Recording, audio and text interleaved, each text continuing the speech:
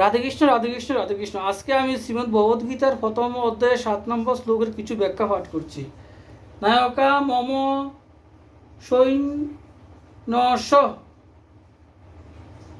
সংগার্থং তান ব্রবীমি তে। আমার সেনার মধ্যেও বিশিষ্ট সেনাপতি মহারথী আছেন। আমি শুধু আপনাকে অবগত করবার জন্যই, আপনার দৃষ্টি সেদিকে আকর্ষণ করার জন্যই বলছি। সংগার্থম পদটির অর্থ হচ্ছে এই যে আমাদের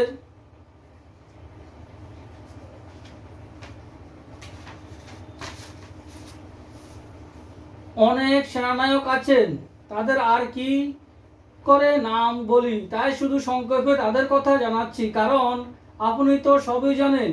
এই শ্লোকটিতে দুর্যোধনের এমন ভাব দেখা যায় যে তার পক্ষ যেন কোনো দিক থেকে দুর্বল নয়, কিন্তু রাজনীতি অনুযায়ী শত্রুপক্ষ যত কম শক্তিশালী হোক আর নিষ্পক্ষ যত বেশি শক্তিশালী হোক না কেন, এরূপ অবস্থাতেও শত্রুপক্ষকে কমজোর হওয়া উচিত নয়। আর নিজের মধ্যে উপেক্ষা, উদাসীনতা ইত্যাদি চিন্তা একটুও আনা উচিত নয়। এজন্য সাবধানতা অবলম্বন করবার জন্যই আমি ওদের সৈন্যদের কথা বলেছি এবং এখন আমাদের সৈন্যের কথা বলছি।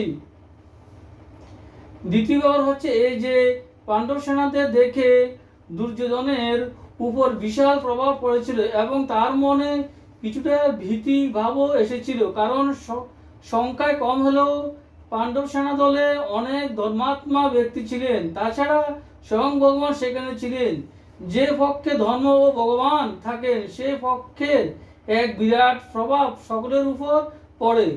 অত্যন্ত পাপী এবং অতি দুষ্ট ব্যক্তির উপরও তার প্রভাব পড়ে। তাই শুধু তাই নয়, পশুপক্ষী বৃক্ষ লতা ইত্যাদির উপরেও তার প্রভাব পড়ে, কারণ ধর্ম ও ভগবান নিত্য।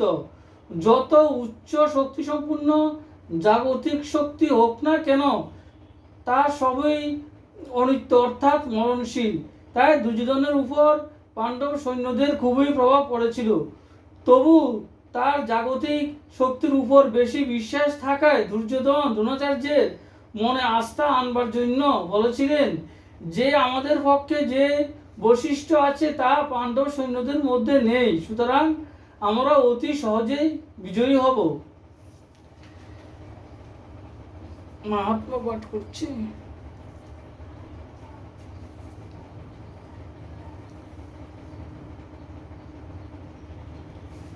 আমার দ্বারা কথিত এই গীতা শাস্ত্র বেদের গূঢ় অর্থকে দর্পণের মতো প্রকাশিত করে।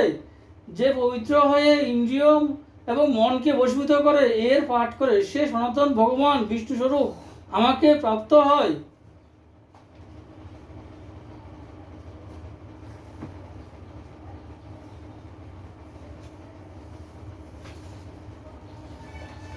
শ্রী শ্রী রাধাকৃষ্ণ গোপাল শ্রীমদ ভগবত গীতা কি জয়। শ্রী শ্রী রাধাকৃষ্ণ গোপাল শ্রীমদ ভগবত গীতা কি জয়। শ্রী শ্রী রাধাকৃষ্ণ গোপাল শ্রীমদ ভগবত গীতা কি জয়।